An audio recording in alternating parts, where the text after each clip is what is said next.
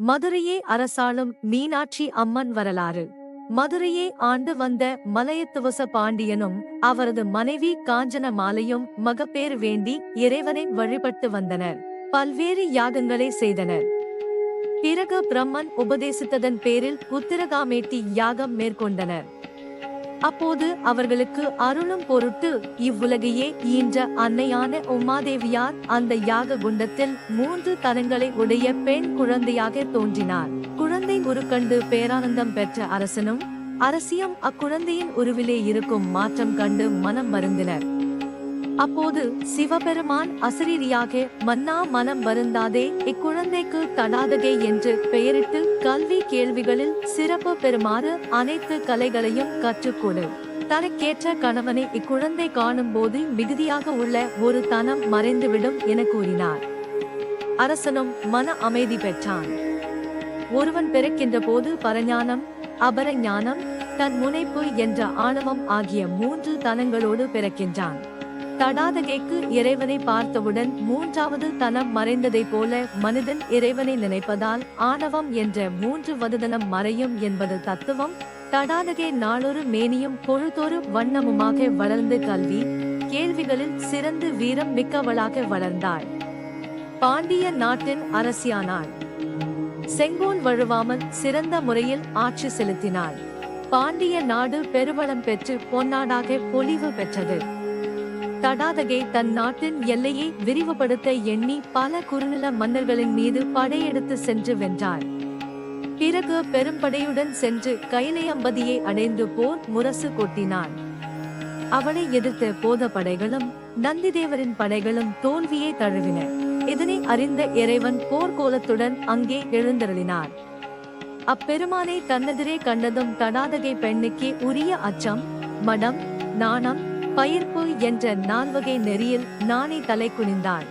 அவரது 3வது தரங்களில் ஒன்று மறைந்தது. இறைவனே தனக்குரிய கணவன் என்பதை உணர்ந்தாள். இறைவன், நீ மதுரைக்கு செல். இன்றைக்கு 8ஆம் நாள் நாம் அங்கு வந்து உன்னை மனம் புரிவோம் என்று கூறினார். அதன்படியே தடாதகை மதுரையை அடைந்து மகளிர் அட்டமங்கலத்தோடு எதிர்கொள்ள அரண்மனைக்குள் புகுந்தாள். இறைவனுக்கும் தடாதகைக்குமான திருமண நாள் குறித்து பல நாட்டு மன்னர்களுக்கும் ஓலை அனுப்பப்பட்டது. வீதிகளும் மாளிகைகளும் அலங்கரிக்கப்பட்டன. தேவர்களும் முனிவர்களும் திருமாலும் வந்திருந்தனர். மேலும் பல நாட்டு மன்னர்களும் திரண்டு வந்திருந்தனர். பங்குனி உத்திர பெருநாளில் திருமணத்திற்குரிய நல்ல வேளையில் இறைவன் தடாதகையை மணந்தார். சுந்தரபாண்டியன் எனும் பெயருடன் மதுரையை ஆண்டு வந்தார். அதன் பின்பு முருகனின் அவதாரமாக வந்து தோன்றிய திருகுமார பாண்டியனுக்கு முடி சூட்டிவிட்டு மீனாட்சி சுந்தரேஸ்வரராக இறைவடிவாயினர் என்பது இத்தல வரலாறு. மீனை ஒத்த கண்களை உடைய தடாதகை பிராட்டியே மீனாட்சியம்மை என்ற பெயருடன் கோவில் கொண்டு விளங்குகின்றாள். தன்னை வேண்டிய பக்தர்களுக்கு அருளியவளாக மீனாட்சி அம்பிகை இத்தலத்தில் அருளுகிறாள். இதனால் தான் பெண்களின் தெய்வமாக இவள் கருதப்படுகிறாள். தங்கள் மஞ்சள் குங்குமம் நிலைக்கவும் தைரியமாக பேசவும் மீனாட்சியே கதி என பக்தைகள் தவம் கிடக்கின்றனர். மீனாட்சி என்பது மீன் போன்ற அழகிய கண்களை உடையவர் என்று பொருள்படும். மீன் முட்டையிட்டும் தனது பார்வையாலேயே கொஞ்சு பொறிக்கும். அதுபோல உலகத்து மக்களுக்கு தன் அருள் பார்வையால் மீனாட்சி நலம் தருபவள் என புராணங்கள் போற்றுகின்றன.